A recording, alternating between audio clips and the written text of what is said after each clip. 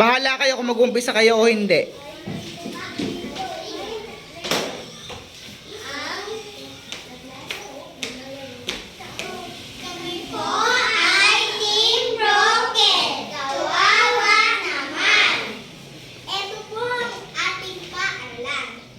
May gate po tayo para makapasok sa ating paaralan. Meron tayong flag para may flag racing. May school para mag-aral. May lupa tayo para tagnan. Hindi ko na nakikita. Para mag-aaral sa school. O, ulitin mo yung sinabi. May tao para pag-aaral sa school. Okay, pwede po ako magtanong?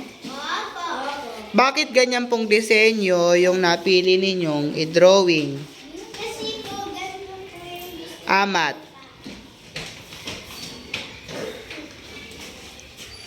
O, gusto ko po yung tatanungin ko yung sasagot Amat.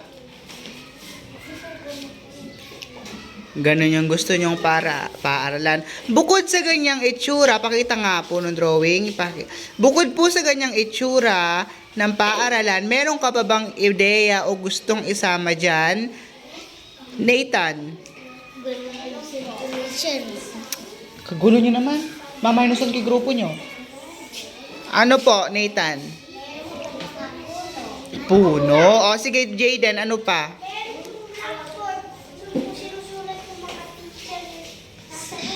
Okay, ikaw, Ethan, may idea ka pa? May putot. May CR pa.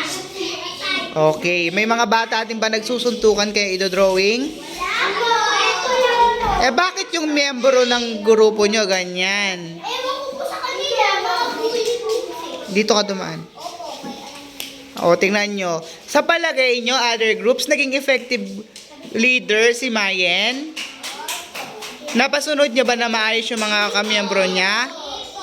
Tingnan nyo. O, tingnan nyo. O. Hindi mo ginagawa ng paraan, bababawalin mo.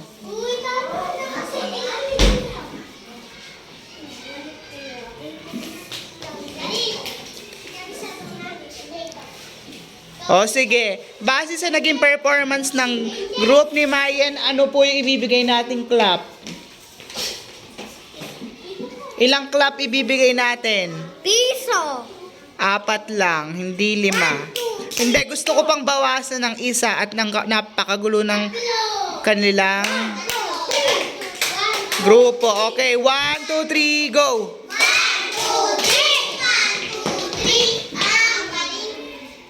3 palakpak lang po. 1, 2, 3, go! Okay na yon.